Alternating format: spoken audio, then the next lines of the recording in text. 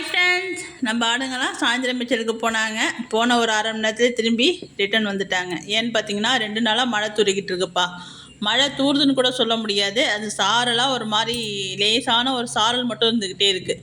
இன்னும் தர கூட நினையல, ஆனால் 2 நாளாக மழை தூரிக்கிட்டு இருக்கு. தர கூட ஒரு மரத்துக்கு அடியில் கூட தர நினையல, அந்தளவுக்கு தான் மழை பெஞ்சிட்டு இருக்கு. நம்ம ஆடுங்க தான் லேசாக தூர்னாலே எல்லாம் ஒடியாந்துருவானுங்களாச்சா, அதேமாரியே 2 நாளாக போயிட்டு ஒடியாந்துறானுங்க.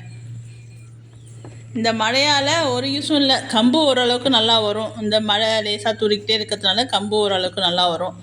இதில் ஒரு கெட்டது என்ன அப்படின்னு பார்த்தீங்கன்னா, ஆடு மாடெல்லாம் மேய்ச்சல் இல்லாமல் இருக்கும். அது ஒரு பிரச்சனை இருக்குது.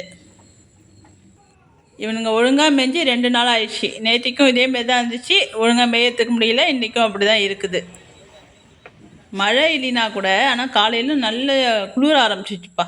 மழை நாளில் கூட அப்படி ஒரு குளிர் இருக்காது. இன்றைக்கி காலையில் நல்ல ஜில்லுன்னு இருந்துச்சு. ஊட்டி கொடைக்கானலில் இருக்கிற மாதிரி சூப்பராக இருந்துச்சு. நம்ம ஆடு ஒருத்தவங்க தாது உப்பு சாப்பிட்டுட்ருக்காங்க. எவ்வளோ ரசித்து சாப்பிட்றாங்க பாருங்கள். இது கட்டி ரொம்ப நாள் ஆகுது, எல்லாத்தையும் சாப்பிட்டானுங்க. இன்னும் கொஞ்சம் போது தான் இருக்குது. நம்ம தாலாட்டு அசை போட்டுட்டு நிற்கிறாரு. தாலாட்டு ஃபேமிலி எல்லாம் ஜம்முன்னு ஆசை போட்டுட்ருக்காங்க. அவங்கவுங்களுக்கு பிடிச்ச இடத்துல அவங்கவுங்க படுத்துருக்குறாங்க. ருசித்து சாப்பிட்றாரு இந்த உப்பு. கண்டிப்பாக ஆடு வளர்க்குறவங்க இந்த உப்பு கட்டுங்க. இதில் நிறைய விஷயம், நல்ல விஷயம் இருக்குது. இதை பற்றி நம்ம ஏற்கனவே வீடியோ போட்டிருக்கோம். ஒரு ஆடாக இருந்தாலும் கண்டிப்பாக வாங்கி கட்டி விடுங்க. சரண்யா சிஸ்டர், நீங்களும் வாங்கி கட்டி விடுங்க. எல்லா மெடிக்கல் ஷாப்லேயும் இது கிடைக்கும். கண்டிப்பாக வாங்கி கட்டி விடுங்க. 1 கிலோவில் கூட இருக்குது. நீங்கள் 1 கிலோவில் வாங்கி கட்டினீங்கனாலே போதும். ஒரு ஆட்டுக்கெல்லாம் கண்டிப்பாக போதும். இதை வாங்கி கட்டி விடுங்க. நோய் எதிர்ப்பு சக்தி அதிகமாக இருக்கும். ஏன்னா சரண்யா சிஸ்டர் ஆடு வாங்கியிருக்காங்க. அவங்க வந்து நிறைய விஷயம் கேட்டிருக்காங்க. அவங்களுக்கு நிறைய விஷயத்தை பற்றி இந்த வீடியோவில் சொல்லலாம். இதெல்லாம் பாருங்கள், கீழே பாதி மேலே பாதி. அதாவது மழையில் காலை வைக்கக்கூடாதான், அந்த ஒரு ஸ்டேஜில் நிற்கிறாங்க எல்லோரும். அப்புறம் இன்னொருத்தவங்க கமெண்டில் கேட்டிருந்தாங்க, பாரதி, அவங்க பேர் ரஞ்சித் அப்படின்னு சொல்லியிருந்தாங்க. ஆமாம், நம்ம நெத்தி வெள்ளை அப்படின்னு சொல்லியிருப்போம் வீடியோவில். நெத்தியில் வந்து வெள்ளையவே காணும், நெத்தி வெள்ளை அப்படின்னு சொல்லியிருக்கீங்களேக்கா அப்படின்னு கேட்டிருந்தாங்க. அதோட அம்மா பேர் தான் நெத்தி வெள்ளைப்பா. அதோட பேரை நெத்தி வெள்ளை பிள்ளைன்னு சொல்லியே அவனுக்கும் நெத்தி வெள்ளைன்னு பேர் வந்துடுச்சு. நம்ம நிறைய ஆட்டுக்கு நிறையா பேர் வைக்காமலே தான் இருக்கும். அவங்க அம்மா பேரை தான் நிறைய ஆட்டுக்கு வச்சுக்கிட்டே இருக்கோம். அப்படியே வந்தது தான் அது நெத்தி வெள்ளைன்னு பேர். அப்புறம் மிதுனை காமிக்க சொல்லியிருக்காங்க, அதையும் காமிக்கிறேன். இங்கே பாருங்கள், லேசாக மழை போட்டுடுச்சான். காதை போட்டு எந்த ஆட்டம் ஆட்டுது பாருங்கள். லைட்டாக அப்படி சாரலாக தான் அடிக்குது. அந்த மழைக்கு கூட இதுங்களுக்கு ஒத்துக்க மாட்டேங்குது. அவ்வளோ செல்லமாக வளர்த்தாச்சு. எவ்வளோ ஆடு மழையிலலாம் நனைஞ்சிக்கிட்டே மேயுது. எங்களுக்கெல்லாம் வர கொழுப்பு தாங்கலை. நம்ம எலிக்குட்டி வந்து இப்போ கொஞ்சம் பெருசாகிட்டானா அந்தாண்ட புந்து போகிறதுக்கு முடியல. அப்பப்போ வந்து நின்று கத்திட்டு போகிறான் கேட்டுக்கிட்ட. இதுவே இந்த மழை இல்லைன்னு வச்சுக்கோங்களேன், மணி வந்து 4:30 ஆயிடுச்சு. இந்த 4:30 மணிக்கெலாம் எல்லாம் கேமையானு கத்திக்கிட்டே நிற்பானுங்க. இங்கே முனையில் ஆரம்பித்தானுங்க, அந்த கடைசி வரைக்கும் கொல்லை ஃபுல்லாக நிற்பானுங்க. இப்போ பாருங்கள், எல்லாம் கொட்டாவிலே நிற்கிதுங்க. ஒருத்தர் மட்டும் கிளம்புறாரு. என்னன்னு பார்த்தீங்கன்னா, அடத்தீவனம் அள்ளி வைக்கிறாங்க. குண்டா சவுண்டு கேட்டுச்சு. அவர் கிளம்புனதும் அப்படியே ஒன்று கிளம்புறானுங்க பாருங்கள். உடுக்க மட்டும் எப்பயுமே பசி தாங்காதுப்பா. அது வந்து மேய்ஞ்சிக்கிட்டே இருக்கும்னு நினைக்கும். நம்ம ஆடுங்கள்லாம் மேய்ச்சிட்டு ஓட்டிகிட்டு வந்தோம்னு வச்சுக்கோங்களேன், லாஸ்ட்டாக வர வரைக்கும் எல்லா ஆடும் வர வரைக்குமே லாஸ்ட்டாக 2 வாய் கடிச்சிட்டு வந்துடணும் அப்படின்னு சொல்லிட்டு அது லாஸ்ட்டாக தான் வரும். மேய்ச்சலுக்கு போயிட்டு வந்ததுன்னா எல்லா ஆடும் கரையேறினதுக்கு அப்புறம் அது வரைக்கும் அது மேய்ஞ்சிட்ருக்கும். அப்புறம் கண்ணுக்கு எட்டின தூரம் போகிற வரைக்கும் 4 வாயை அது கடிச்சிட்டு டப்புக்குன்னு கடிச்சிட்டு அப்புறம் ஓடியான்னு கொடுன்னு. அதுமாரி அது பசி தாங்காது. அவங்க வந்து முன்னாடி கிளம்பிட்டாங்க. பண்ணையில் உள்ளவங்களாம் ஏஞ்சி வந்துட்டானுங்க. வாங்கடா போய் இடத்தையும் சாப்பிடும் அப்படின்னு சொல்லிட்டு. அவங்க அம்மா கிளம்புனாதான் அடுத்தது பிள்ளைங்கள்லாம் வராங்க. அவங்க அம்மா நின்றுச்சுன்னா அப்படியே தான் நிற்கிதுங்க. அலைமேல் போனதும் அலைமேலோட ஃபேமிலி எல்லோரும் போயிட்டுருக்காங்க. அப்படியே லைனாக ஒவ்வொருத்தங்களாக போயிட்டுருக்காங்க. சரண்யா சிஸ்டர் வந்து அடத்தீவனம் வந்து நீங்கள் எப்படிக்கா வைப்பீங்க அப்படின்னு சொல்லி கேட்டிருக்காங்க. அதையும் பற்றி பார்ப்போம். நம்ம நிறைய வீடியோ போட்டிருக்கோம். தண்ணி எப்படி வைக்கிறோம், அடத்தீவனம் எப்படி வைக்கிறோம் அப்படின்னு நிறைய வீடியோ போட்டிருக்கோம். இருந்தாலும் மறுபடியும் இன்னொரு டைம் சொல்லலாம். நம்ம தாலாட்டு வந்து அப்படியே நிற்கிறாரு. தாலாட்டும். நம்ம தாலாட்டுக்கு எதனால் தாலாட்டு அப்படின்னு பேர் வச்சேன் அப்படின்னு யாராச்சும் யோசித்து பார்த்தீங்களா? கண்டிப்பாக அதில் ஒரு சீக்ரெட் இருக்குது. அது என்னன்ட்டு கண்டிப்பாக சொல்கிறேன். அடுத்த வீடியோவில் கண்டிப்பாக சொல்கிறேன். அதுக்கு எதுக்கு தாலாட்டு அப்படின்னு பேர் வச்சேன் அப்படிங்கிறது. எல்லோரும் இனிமேல் கூட்டமாக கூடி போய் கிட்டக்க நின்றுப்பானுங்க. நம்மளை எடுத்து வைக்கிறதுக்கு கூட விட மாட்டானுங்க. எல்லாம் ஒன்று பின்னாடி ஒன்று ஏறிக்கிட்டு நிற்கும்.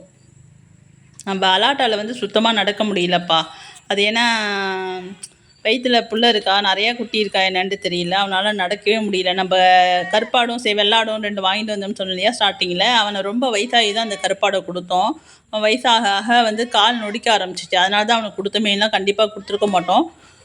கால் வந்து சனையாக இருக்கும்போது தான் கால் நொடிக்க ஆரம்பிச்சிச்சு, நடக்கவே முடியல அவனால், அதனால தான் கொடுத்தோம். அதேமாரியே இப்போ வந்து அலாட்டுக்கும் இருக்குது. அந்த கருப்பாடு பார்த்திங்கன்னா பெரும்பாலும் 4 குட்டி 5 குட்டி அப்படி தான் போடும். 5 குட்டிலாம் நல்லாவே போட்டு நல்லாவே வளர்த்துருக்கோம். இவனும் அதேமாரியே தான் நடக்கிறான். சினையாக இருக்கும்போது தான் அந்த பிரச்சனை வந்து வருது. நடக்க முடியல பாருங்கள், வேகமாக போக முடியல, நடக்க முடியல. இன்றைக்கி அடை தீவனம் வந்து அவங்க தான் அள்ளி வச்சிட்ருக்காங்க. நான் இந்தாண்ட நின்று வாங்கி வைக்கிறாங்க, நீங்கள் எடுத்து கொடுங்க அப்படின்னு சொல்லிட்டு இருந்தோம். நம்ம வந்து வீடியோ எடுத்துகிட்டு இருந்தோம். ஏன்னா அடை தீவனத்தை பற்றி சொல்லணும் இல்லையா, அப்படியே எடுத்து வச்சுட்டு அதை பற்றி பேசலாம் அப்படின்ட்டு தான் நான் இந்தாண்ட வந்துட்டேன். அவங்க தான் கழுவி அள்ளி வச்சிட்ருக்காங்க. அதுக்கு முன்னாடி நம்ம மிதுனை கேட்டாங்க இல்லையா, இதோ போகிறான் பாருங்கப்பா, இவன் தான் மிதுனு. இது அம்மாவை தான் நம்ம கொடுத்துட்டோம். நம்ம கமெண்ட்டில் கூட சொல்லியிருந்தோம், யாரோட அம்மா இது அப்படின்னு சொல்லுங்கன்னு. ஒருத்தவங்க கரெக்டாக கமெண்ட் பண்ணியிருந்தாங்க, மிதுனோட அம்மா அப்படின்ட்டு. நம்ம மிதுனோட அம்மாவை தான் கொடுத்துட்டோம். மகேந்திரன் கூட கேட்டிருந்தா அப்படி, மிதுன் எப்படி இருக்கான்னு காமிங்கம்மா அப்படின்ட்டு. மிதுன் இப்படி தான்ப்பா இருக்கார், நல்லா இருக்கார், சூப்பராக இருக்கார். அவங்க அம்மா நினைப்பெலாம் இல்லை. அவங்க அம்மாலாம் பால் கொடுக்கறதுக்கு கூப்பிடும், இவன் தான் பால் குடிக்கிறதை வந்து மறந்துட்டான் மேய்ச்சலுக்கு. ஏன்னா ஒத்த குட்டி தானே, மேய்ச்சலுக்கு போகிறதும் மேய ஆரம்பித்ததும் இவன் வந்து பால் குடிக்கிறதுக்கு வந்து மறந்துட்டான். நம்ம மடியில் பால் இருந்துச்சுன்னா வேறு ஆட்டுக்கு தான் கொடுக்குவோம், இல்லைன்னா கறந்து விடுவோம். ஏன்னா அந்த ஆடு வந்து பார்க்கறதுக்கு ஒல்லியாக குச்சியாக இருந்தாலுமே வந்து பிடிக்க முடியாது. மருந்து போடவோ வேறு ஒரு விஷயத்துக்கோ வந்து அந்த ஆடை வந்து பிடிக்க முடியாது. கொஞ்சம் சூட்டிக்கலான ஆடு. அதை பிடிச்சி ஒவ்வொரு நாளையும் பால் கறந்து விடுறதா இருக்கட்டும், மறுபடியும் வேறு குட்டிக்கு கொடுக்குறதா இருந்தாலுமே ரொம்ப கஷ்டம். அவனும் சினையாகிட்டான். ஒரு 1.5 மாதம், 1 மாதத்துலேருந்து 2 மாதத்துக்கு சினையாக இருப்பான். நம்ம வந்து அவனை வந்து கொடுத்தாச்சு, அவனை தான் நம்ம கொடுத்துட்டோம்ப்பா. இதுக்கு வந்து அம்மா நினைப்பெலாம் இல்லை, சூப்பராக ஜம்முன்னு வளர்ந்துட்டார். நம்ம அடை தீவனத்தெல்லாம் அள்ளி வச்சுட்டோம், எல்லோரும் சாப்பிட்டுட்ருக்காங்க. இன்றைக்கி என்னென்ன வச்சோம் அப்படின்னு பார்த்தீங்கன்னா, அரிசி, கோதுமை, கம்பு, சோளம் 4 தீன் தான் வச்சோம். இன்னும் என்னென்ன வைக்கலாம் அப்படிங்கிறதையும் சரண்யா சிஸ்டருக்காக சொல்கிறேன். நீங்கள் வந்து தட்டைப்பயிர் இருந்துச்சுன்னா ஊற வச்சு கொடுங்க, கொண்டைக்கடலை இருந்துச்சுன்னா ஊற வச்சு கொடுங்க, கடலை கொடுங்கப்பா. கடலெல்லாம் வந்து தனியாக கொடுங்க, கொஞ்சம் கொஞ்சம் கொடுங்க. நீங்கள் வந்து ஒரு ஆடு தான் இருக்கிறதா சொல்கிறீங்க, கண்டிப்பாக ஊற வச்சு தான் கொடுக்கணும். ஊற வச்சு கொடுத்தா மட்டும்தான் அதுங்களுக்கு வயிறு வந்து உப்பாது. குறைஞ்சது வந்து எல்லாம் வந்து ஒரு 4லேருந்து 5 மணி நேரம் வரைக்கும் ஊறலாம்ப்பா. எந்த அளவுக்கு ஊறி கொடுக்குறோமோ அந்த அளவுக்கு நல்லது. நீங்கள் ஊறாமல் கொடுத்தா தான் அதில் தப்பு வர்றதுக்கு நிறைய சான்ஸ் இருக்குது. நீங்கள் கண்டிப்பாக ஊற வச்சு கொடுத்தீங்கன்னா, நம்ம ஊறி இருக்கப்பா தான் தெரியும். நீங்கள் ஒரு நாளைக்கு நீங்கள் வந்து ஊற வச்சு பார்த்தீங்கனாலே தெரியும், இது வந்து இத்தனை மணி நேரத்துக்கு இவ்வளோ ஊறி இருக்குது அப்படிங்கிறது தெரியும் கண்டிப்பாக. இல்லைன்னா ஒரு 4 மணி நேரம் 5 மணி நேரம் ஊற வைங்க. அரிசி வந்து டக்குன்னு ஊறிடும். கோதுமையும் சோளம் ஊறுறதுக்கு கொஞ்சம் டைம் எடுக்கும். நம்ம வந்து எல்லாத்தையுமே வந்து ஒன்றா தான் ஊற வைப்போம். ஏன்னு பார்த்தீங்கன்னா, நம்ம சோளத்தெல்லாம் உடச்சி தான் ஊற வைக்கிறோம், அதனால் வந்து ஒன்றா தான் ஊற வைப்போம். அது ஒரு 5 மணி நேரம், 4லேருந்து 5 மணி நேரம் வரைக்கும் ஊற வைப்போம். ஃபஸ்ட் டைம் இப்போ தான் நீங்கள் வந்து ஆட்டுக்கு வந்து அடை தீவனம் கொடுக்க போகிறீங்கன்னா கொஞ்சமாக வைங்க. வச்சுட்டு அதுங்க சாப்பிட்டுட்டு அதுங்களுக்கு ஒத்துக்குச்சுன்னா கொஞ்சம் கொஞ்சமாக கூட்டுங்க. ஒரு ஆட்டுக்கு எந்த அளவு வைக்கலாம் அப்படின்னு பார்த்தீங்கன்னா, ஒரு 15 கிலோ ஆடு எடை இருக்குதுன்னு வச்சுக்கோங்களேன். அதுக்கெலாம் கண்டிப்பாக 1/4 கிலோ அளவு கொடுக்கலாம். எந்த டயத்தில் கொடுக்கணும் அப்படின்னு கேட்டிருந்தாங்க, அதையும் சொல்லிடுறேன். நீங்கள் காலை மேய்ச்சல் மேய்ஞ்சிட்டு வந்து மதிய மேய்ச்சலுக்கு ஓட்டிகிட்டு போகிறதுக்கு இடையில வந்து கண்டிப்பாக கொடுங்க. காலையிலையும் கொடுக்காதீங்க, வெறும் வயிற்றில் கண்டிப்பாக வந்து அடை தீவனம் வைக்கக்கூடாது. காலை மேய்ச்சல் மேய்ஞ்சிட்டு வந்ததுக்கப்புறம் மதிய மேய்ச்சலுக்கு ஓட்டிகிட்டு போகிறதுக்கு முன்னாடி நீங்கள் இடையில வச்சிங்கன்னா கரெக்டான டைம், அதுங்களுக்கு வந்து செரிக்கிறதுக்கு ஈஸியாக இருக்கும். அப்புறம் தண்ணி வைக்கலாமா அப்படின்னு கேட்டிருந்தாங்க. நம்ம அடை தீவனம் கொடுத்துட்டு நம்ம தண்ணி வச்சு தான் ஆட்டை வந்து ஓட்டிகிட்டு போவோம். நம்ம ரெகுலராகவே அப்படி தான் செய்கிறோம். கண்டிப்பாக தண்ணி கொடுக்கலாம், ஏன்னா நம்ம ஊற வச்சு தான் கொடுக்குறோம், அதனால் எந்த தப்பும் வராது. அடை தீவனம் வச்சா அதுங்களுக்கு தண்ணி தாகம் எடுக்கும் கண்டிப்பாக, அதனால் தண்ணி வச்சு ஓட்டிகிட்டு போனீங்கன்னா நல்லா மேயும். நாங்கள் தண்ணி கொடுப்போம், தண்ணி வைக்கிறத பற்றி தப்பு கிடையாது.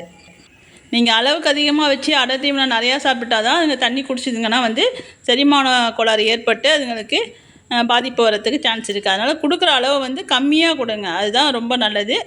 ஸ்டார்டிங்கில் எடுத்த உடனே நிறையா வச்சிடாதீங்க, கொஞ்சம் கொஞ்சமாக கொடுத்து அதுக்கப்புறம் ஒரு அளவுக்கு ஒரு 15 கிலோ ஆட்டுக்கு வந்து ஒரு 1/4 கிலோ அளவு கொடுங்க, அதுதான்ப்பா அளவு.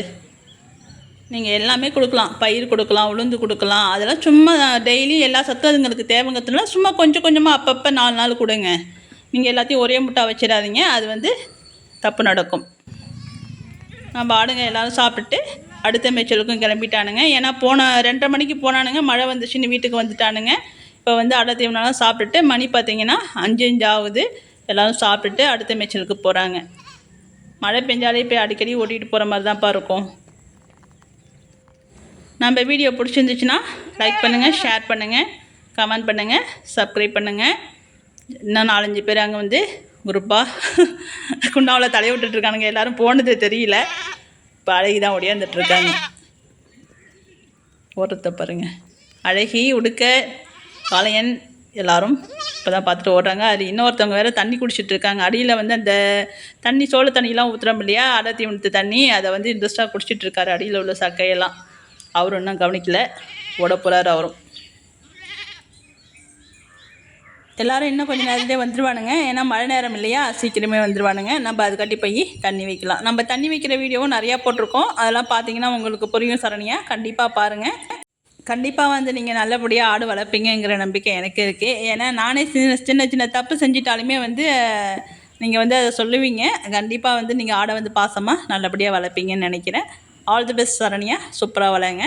நம்ம மறுபடியும் இன்னொரு வீடியோவில் சந்திக்கலாம்.